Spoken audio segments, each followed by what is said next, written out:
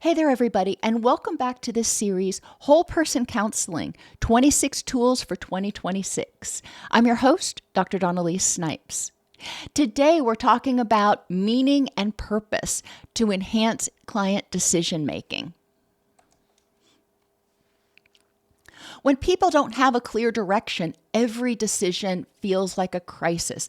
Life feels overwhelming. We get to this point where we've got 16 things we could do, but we don't know which ones we should be spending our energy on. And that's where having a rich and meaningful life concept really shines. Helping people define their rich and meaningful life helps them create a functional backdrop so they can finally decide when things come up if their energy use is going to move them toward or away from what actually matters to them. And one of the first tools you can give clients, and I give this to them in the assessment session, I tell them, before you come back next week, I want you to practice every time you've got to make a decision or every time you find yourself caught in ruminations or doom scrolling or something else. Ask yourself, is this moving me toward or away from what's important in my rich and meaningful life? Very simple statement, but very, very powerful because it really brings it back home and says, am I doing what's important for me? Strategies you can use to help people get more clarity on their rich and meaningful life are also important because just saying, think about what's important, well, that's great, but our thoughts come and go, and it's really hard to maintain that vision on a day-to-day basis. So I encourage people the first week, so between the assessment and the first session, to get a poster board, or they can do it online if they want, and create a mural of all the people, things, experiences that are important in their rich and meaningful life. So that could be going on a trip to Ireland to visit their family's origin place. It could be their pets. It could be their family. It could be their job. Other things that are important, maybe not directly, but indirectly, include their house. Obviously, we've got to have a roof over our head in order to achieve other things that are important in our rich and meaningful life. So they create this mural, and it's wonderful. The next week, what I want them to do is look at each of the things that are important in their rich and meaningful life, and on a piece of paper for each one, describe what that would look like if it were going well in their rich and meaningful life. And that really starts helping them think about, what do I want this to look like? On the back of that sheet of paper, they identify at least 10 things they can do to nurture that thing, experience, relationship in their rich and meaningful life.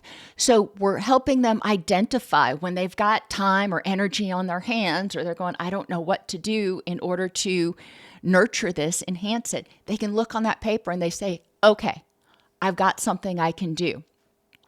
When they find themselves caught in ruminations or doom scrolling or something else, if they catch themselves, they can say, is this important in my rich and meaningful life? The answer is no.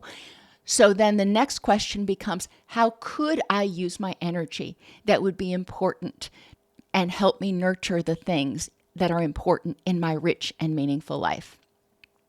So that's week 2. So they start out with this vision, and then week 2, they really define it a little bit more. If you want to go further down that whole rabbit hole with them, the third week, you can have them identify for each thing, relationship, experience, obstacles to achieving that, and possible solutions to those obstacles.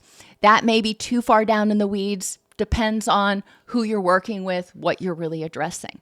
The biggest thing is to get that mural and to get a list of things that they can do to nurture what's important for each of those things.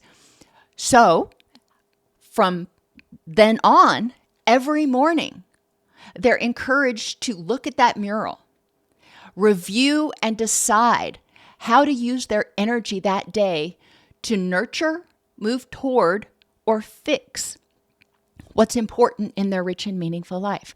So if I get up in the morning and I'm dreading going to work and I'm just in a god-awful mood, I'm focusing on all the things that are going wrong, I can look at that mural and I can say, okay, there are things that are going okay in my life. There are things that are going crappy, but there are things that are going okay.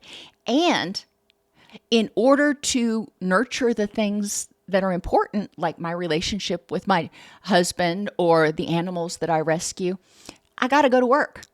That is sort of a necessary use of my energy to enable me to nurture the things that are important in my rich and meaningful life. So it really helps me refocus my energy and maybe adjust my attitude a little bit. Each evening, taking 5-10 minutes to review how they spent their energy that day, to learn from mistakes. So maybe they spent too much time doom scrolling. Okay, well, you did. Can't take it back. But what can you learn from that? How can you prevent that from happening tomorrow?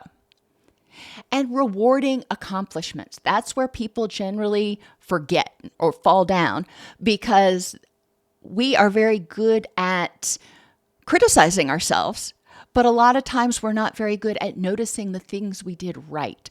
So it's really important that they also notice the things they did right to nurture what's important in their rich and meaningful life.